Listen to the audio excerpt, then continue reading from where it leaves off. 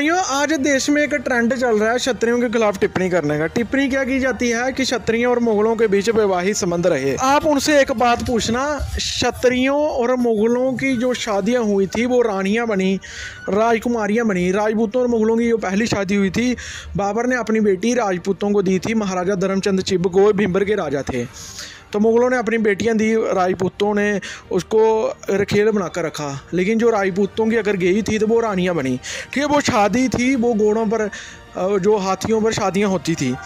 लेकिन जो ये बोलते हैं, ये जो आज के लोग हैं, इनकी माँ बहनों को मुग़ल क्या करते थे, घोड़े पर आते थे, ये झुग्गियों में रहते थे या कहीं पर भी रहते थे, ठिकाने तो होते नहीं थे, तो वो आते थे घोड़े पर, उनको बिठाकर ले जाते थे और गजनी बाज़ार में क्या करके बेचते थे। हम ये बोलना नहीं चाहते, लेकिन ये उस टाइम की हिस्ट्री है, ये पढ़ाया जाता है वहाँ पर। वो राजपूतों की नहीं होती थी, राजपूतों की तो शादियाँ होती थी, राजे रजवाड़े थे। और कई जो क्षत्रिय राजपूत थे, जब तुम्हारी माँ बहनों को ऐसे लेते थे तो राजपूत बचाते भी थे। ठीक है, और फिर अगर दूसरी तरीके से अगर बोलें तो फिर फिल्में देख लो ठाकुरों की, ठाकुर भी कैसे लेते थे, फिर हम वो भी बोल सकते हैं। लेकिन हम यही बोलते हैं, तुम्हारी माँ बहनें राजपूतों ने बचाई हैं, तुम्हारी बहुत सारी ले गए हैं, वो गजनी के बाज़ार में बेची हैं, लेकिन बहुत सारियां बचाई भी हैं। अब आप उनके मुंह पर तमाचा मार सकते हो जो लोग बोलते हैं क्षत्रियों और मुगलों में वैवाहिक संबंध रहे।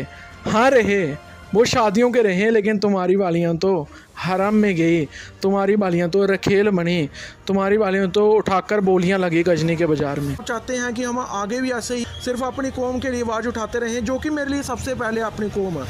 तो आप हमें नीचे दिए हुए जो QR कोड है, आप सभी स्कैन करके आप सभी इसको हमें जितनी सपोर्ट कर सकते हैं, किसी से 20, 50, 100, 500 जितना भी आपसे होता है, और हम ऐसे ही क्षत्रिय इतिहास पर वीडियो बनाते रहें। आप इस QR कोड के स्क्रीनशॉट ले सकते हैं। सभी भाइयों को जय देव, जय माँ भवानी और जय शाता।